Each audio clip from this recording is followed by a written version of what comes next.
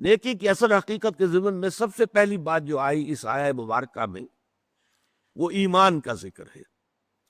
عام طور پر سوچا جائے گا کہ نیکی کا تعلق تو عمل سے ہوتا ہے، ایمان جو ہے وہ کسی عمل کا نام نہیں، ایمان تو در حقیقت ایک ذہنی اور قلبی کیفیت ہے۔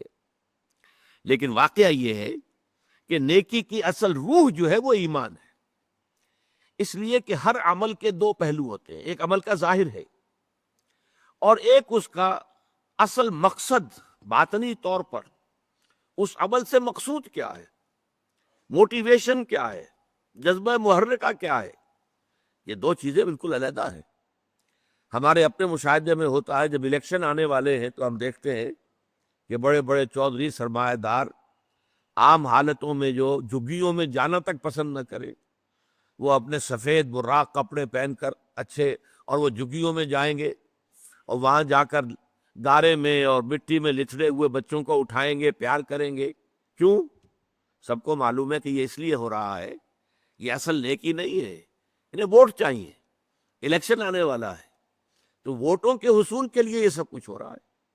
تو گویا کہ موٹو لوگوں کے سامنے ہے تو وہ اسے نیکی شمار نہیں کر سکتے۔ تو یوں سمجھ لیجئے کہ نیکی کے ظاہر کو صرف نہیں دیکھنا کہ یہ نیکی کا کام ہے، بلکہ دیکھنا یہ ہوگا کہ اصل میں اس کی موٹیویشن کیا ہے، اس کا جذبہ محرکہ کیا ہے۔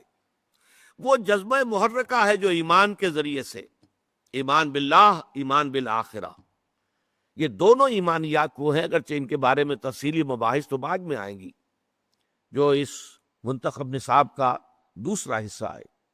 لیکن یہ کہ ابھی جان لیجئے کہ ایمان باللہ، ایمان بالآخرہ، ان دونوں کے اندر نیکی کے لیے ایک مثبت جذبہ محرکہ بھی ہے اور بدی سے بچنے کے لیے ایک منفی جذبہ محرکہ بھی ہے۔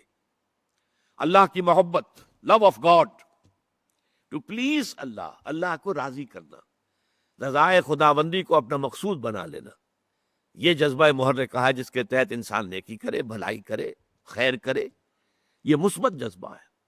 لیکن اس کے ساتھ ہی منفی پہلو بھی، اللہ ناراض نہ ہو جائے، اللہ کی سزا سے بچنے کے لیے، اللہ کی ناراضگی سے بچنے کے لیے انسان نیکی کا کام کرے، بدی سے رکے۔